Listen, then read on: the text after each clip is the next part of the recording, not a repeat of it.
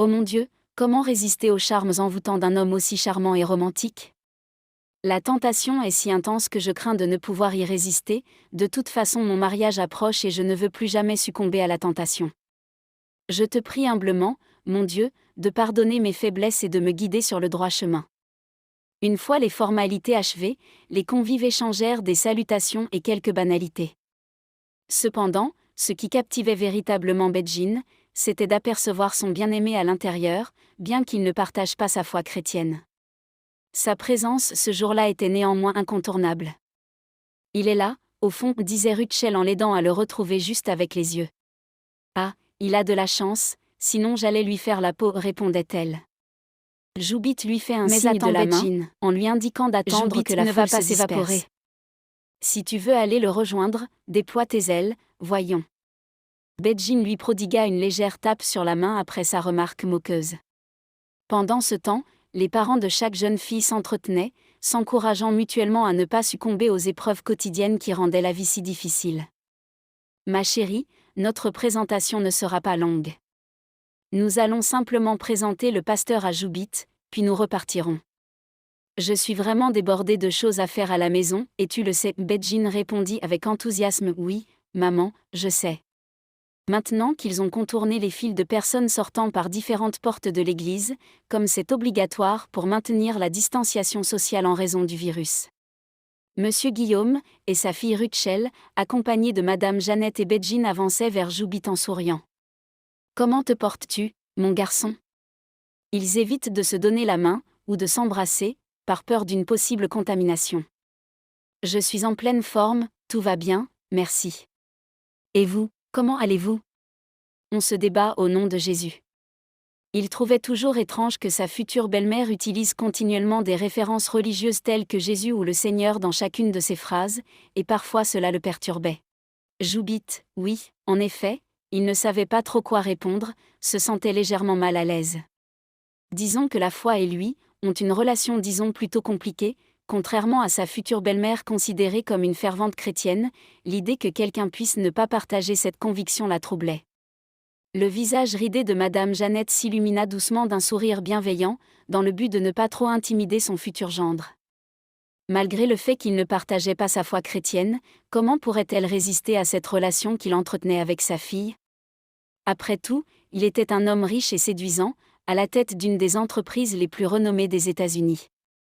Joubit, je suis resté simplement pour te faire un petit coucou, pour que tu ne penses pas que je suis ton ennemi. Je devrais partir avec mon père, oh c'est vrai? Tu n'as jamais eu la chance de le rencontrer. Joubit, laisse-moi te présenter mon père.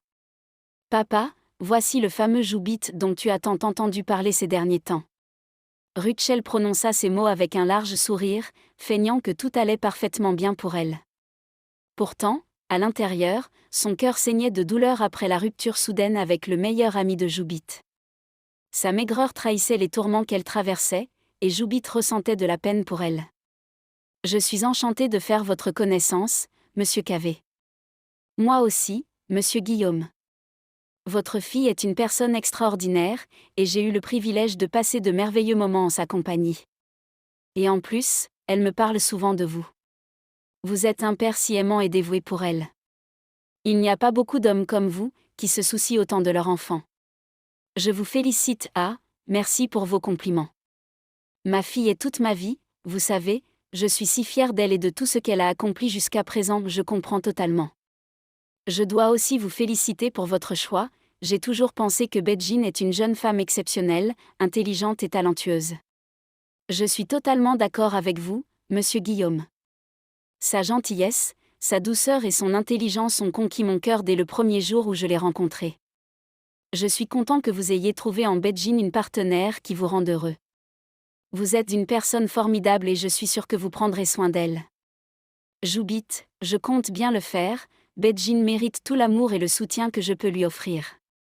Je ferai tout ce qui est en mon pouvoir pour la rendre heureuse. En fait, c'est vraiment une coïncidence agréable de vous rencontrer ici. Je me suis toujours demandé quand est-ce que nos chemins se croiseraient, étant donné que vous et Bedjin vous êtes voisins dans le même immeuble. Mais chaque fois que je vais là-bas, je ne vous vois jamais. C'est donc un vrai plaisir de pouvoir enfin vous rencontrer aujourd'hui. Je comprends tout à fait. Les responsabilités et les occupations de la vie quotidienne peuvent parfois nous empêcher de passer du temps avec nos proches. C'est dommage que nous ne nous croisions pas plus souvent.